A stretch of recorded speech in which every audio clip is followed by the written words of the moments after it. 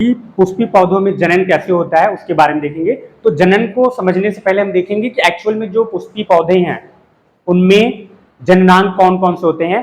तो आइए देखते हैं। पहले हम पुष्प का स्ट्रक्चर, अर्थात एक यहाँ पे पुष्प यानी फ्लावर या फूल की बात हो रही है, इसमें क्या क्या चीजें पाई जाती हैं उसके बारे में देखेंगे और समझते हैं। देखो, अगर हम किसी भी पुष्प का एलएस सेक्शन, लॉन्गिट्यूडिनल सेक्शन देखते हैं तो हमें कुछ इस तरह की संरचना दिखती है, जिसमें सबसे निचला वाला जो भाग होता है, ठीक है, जो किनारे पे थोड़ा सा पतला और ऊपर की तरफ थोड़ा सा चौड़ा होता है, जिसपे पुष्प का सभी भाग स्थित होता है, उसको हम बोलते हैं पुष्पासन। ठीक है, जैसे ये वाला जो पार्ट है आपका पुष्पासन, या इसको बोलते हैं हम थैलमस।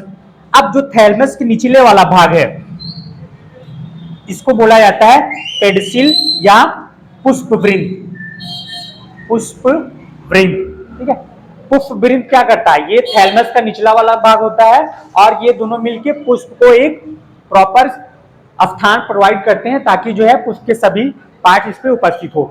अब इसके बाद जितने भी पार्टिकल्स की बात करते हैं, लाइक स्पेस थैलमस के बाद जो सबसे आउटर पार्ट होता है उसको हम बोलते हैं सेपल्स, या इसको बोला जाता है बाह्य दलपुंज। ये दोनों साइड में होते हैं, लेफ्ट और राइट, या फ्लावर के दोनों तरफ होते हैं और इनकी संख्या लगभग 2 से 4 होती है। इसके बाद जो दूसरा आता है आपका पेटल्स, या इसको बोलते हैं हम दलपुंज। दलपुंज और बाह्य दलपुंज।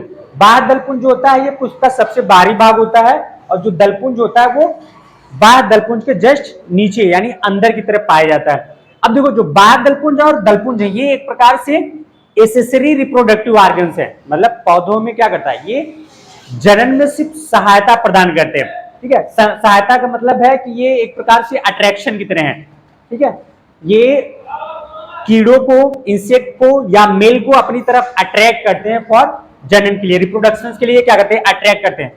और इसी के बेस पे ही पॉलिनेशन का भी प्रोसेस होता है, अर्थात जितना सुंदर ये आपका पेटल्स और सेपल्स होगा, अगर इसकी सुंदरता अच्छी होगी तो क्या होंगे, इंसेक्ट भी इसकी तरफ अट्रैक्ट होंगे, इससे एक प्रॉपर स्मेल निकलती है, जंतु इसकी तरफ अट्रैक्ट होते हैं, तो इससे इंसेक्ट इसके ऊपर आते हैं और इससे आसानी से परागण हो जाता है। ठीक है, एक प्रकार से ये कहो कि ये क्या है, इसका श्रृंगार है, महिलाओं का श्रृंगार है अट्रैक्शन के लिए। क्यों, ये लिपस्टिक क्रीम पाउडर की तरह काम करता है और ये कीड़ों को अपनी तरफ अट्रैक्ट करता है फॉर रिप्रोडक्शन के लिए। अब देखो, इसके बाद मतलब सेपल और पेटल्स, इनकी संख्या लगभग पुष्पों में 4 से 5 होती है।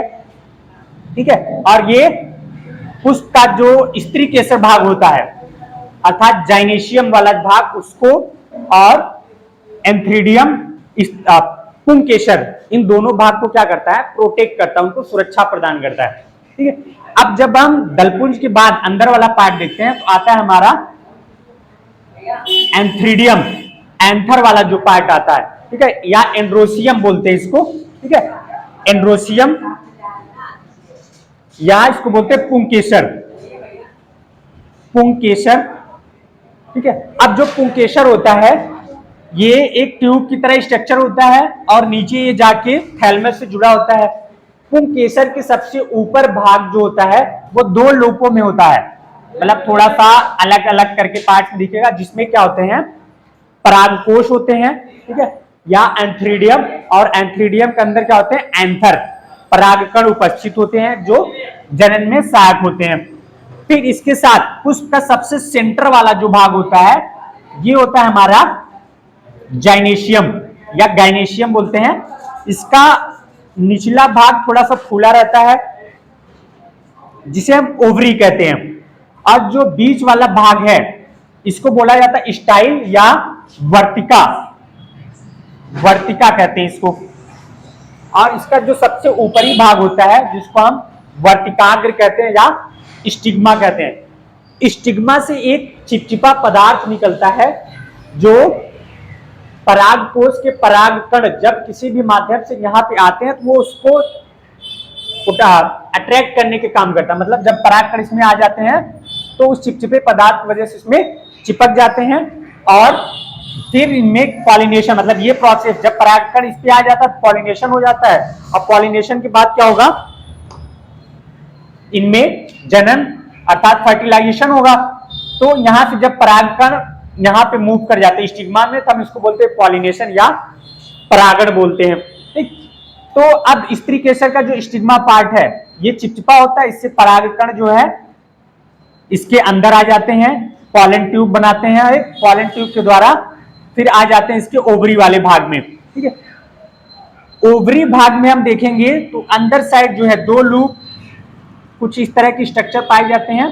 तो जो बाहरी स्ट्रक्चर है मतलब सेंटर वाला जो पार्ट है आपका, इसको हम बोलते हैं ओव्यूल्स या अंडाणु, और इसके बीच में एक सैक लाइक थोड़ा सा बीच में खाली स्पेस होता है या उसमें कुछ द्रव्य भरे होते हैं जिसको हम बोलते हैं प्लासेंटा। ठीक है, ये चीजें होती हैं और इस तरह से हर एक पुष्प में ये सारी चीजें पाई जाती हैं।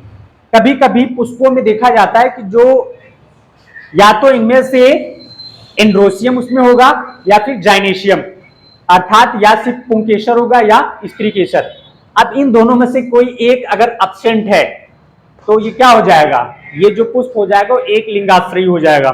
एक लिंगाश्रयी अर्थात अकेले है। ठीक है, और जो स्त्री केसर है ये दोनों इसमें मिल जाएंगे तो क्या हो जाएंगे, या दोनों महिला पुरुष एक साथ मिल जाएंगे तो क्या होगा, चेहरा खिल उठता है। तो ऐसे यहाँ पे कंडीशन, जब तक ये नहीं रहेंगे कोई भी पुष्प खिलता नहीं है। अर्थात जब किसी भी पुष्प में पुष्प का एंथ्रीडियम से जो एंथर जब पराग मतलब स्त्री केसर के स्टिग्मा तक पहुंचता है तो उनमें निषेचन की अवस्था शुरू हो जाती है, और जैसे ही परागकण इसमें आता है पुष्प जो है खिल उठता है और फिर धीरे धीरे पॉलन ट्यूब के द्वारा इनमें जनन होता है। जनन से यही जो ओवरी है वो बाद में क्या होता है, एक फल में कन्वर्ट हो जाता है। ठीक है, इस तरह से ये पुष्प के स्ट्रक्चर है। अब इसके बाद ये जो पुष्प का अंडाणु इसको हम बोलते हैं लघु बीजाणु। ठीक है, लघु बीजाणु अंडाशय या लघु बीजाणु उद्भिद। ठीक है, और यही जो है आगे जाके फल में कन्वर्ट हो जाता है। ठीक है, तो आज बस ऐसे ही है, इसी तरह से ये पुष्पक्रम है। इसको आप एक दो बार देखिए, प्रैक्टिस करिए, और चित्र अगर आपको याद है तो आप आसानी से इसके बारे में सारी डिटेल्स लिख सकते हो। ठीक है, तो आज के लिए बस इतना ही। जुड़े रहिए श्री हरिराज क्लासेस के साथ। Thanks for watching. जय हिंद।